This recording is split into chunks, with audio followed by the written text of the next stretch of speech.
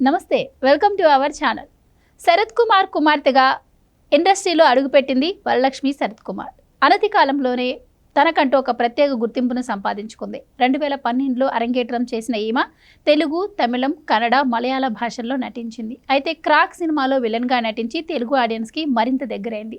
అలాంటి ఆమె రీసెంట్గా ముంబైలో ఒక వ్యాపారవేత్తతో నిశ్చితార్థం చేసుకుంది. సో ఆమె వివాహం కూడా ఈ సంవత్సరంలోనే ఉండబోతుందని తెలుస్తోంది. దీని గురించిన మరిన్ని విశేషాలు సీనియర్ పొలిటికల్ జర్నలిస్ట్ హేమసుందర్ గారు ఉన్నారు, ఆయన అడిగి తెలుసుకుందాం. నమస్కారం అండి.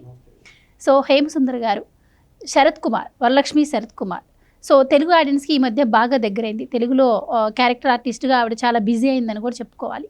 ఇప్పుడు రీసెంట్గా అయితే ముంబైలో ఆవిడ నిశ్చితార్థం జరిగిందని వచ్చాయి, పేపర్లో న్యూస్ అయితే వచ్చింది. మరి ఆమె నిశ్చితార్థం ఎవరితో జరిగింది? అంటే ఫస్ట్ తారీఖునే జరిగినట్టుగా, అంటే నిశ్చితార్థం సంబంధించిన కార్డు కూడా సోషల్ మీడియాలో వైరల్ అవుతుంది. అంటే అందరినీ పిలవలేదు, కొంత ప్రత్యేకమైన సన్నిహిత ఫ్రెండ్స్ని, బంధువుల్ని పిలుచుకున్నారు వాళ్ళు.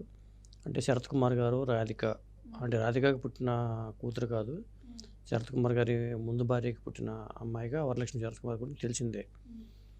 అయితే నికోలా సచ్దేవ్ అతని పేరు. అంటే ఆ గ్యాలరీ, ఆర్ట్ గ్యాలరీ ఉందట బాంబేలో, పైగా చాలా కోట్ల ఆస్తులు ఉన్నాయట. అతనితోనే ఎంగేజ్మెంట్ జరిగింది మన ఫస్ట్ తారీఖుని. పెళ్ళేమో ఈ సంవత్సరం చివరికని చెప్పి అనుకుంటున్నారు. అయితే రీసెంట్గా ఇప్పుడు మన తెలుగులో చాలా ప్రోగ్రామ్స్ జరుగుతూ ఉంటాయి, టీవీ షోస్. వాటిలో ఈ మధ్య ఆవిడ కనిపించినప్పుడు కూడా ఎప్పుడు ఏ యాంకర్ అడిగినా కూడాను తను పెళ్ళి చేసుకోబోతున్నానన్న విషయం అయితే లీక్ చేయలేదు. సో ఇప్పుడు సడన్గా నిశ్చితార్థం జరిగింది. అలాగే ఈ నిశ్చితార్థం తర్వాత చాలా వార్తలు అయితే వస్తున్నాయి, వీళ్ళిద్దరికి 14 సంవత్సరాల నుంచి రిలేషన్ ఉంది అని. సో ఇవన్నీ నిజమే అంటారా? అంటే వరలక్ష్మి శరత్ కుమార్ రిలేషన్స్ గురించి ఇవాళ రావట్లే, ఎప్పటి నుంచో ఉన్నాయి.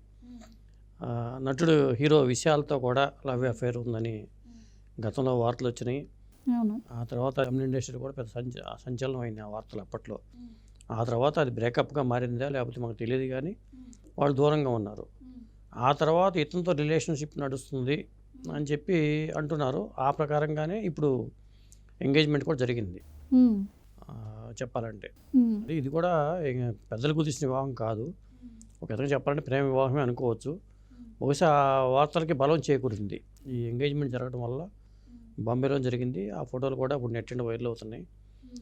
అదే ఎవరికి తెలియదు ఇంత హంగామాగా జరుగుతుందని, లేకపోతే ఆ అమ్మాయి ఎంగేజ్మెంట్ ఉందని కూడా ముందుగా వార్తలు అయితే రాదు. అలాగే సినిమా వాళ్ళ ఇంట్లో ఏం జరిగినా వార్తలు వస్తాం, ముందే వచ్చేస్తూ ఉంటాయి. పలానప్పుడు ఎంగేజ్మెంట్ ఉందని అంటూ ఉంటారు. కానీ ఈసారి ఏంటంటే అది జరిగిన తర్వాత ఈ ఫోటోలు వైరల్ అవుతున్నాయి. అప్పుడు బయట పెట్టారు, అప్పటిదాకా బయట పెట్టాల. అది కారణం ఏమైనా కావచ్చు, కానీ మొత్తానికి బయట పెట్టలేదు.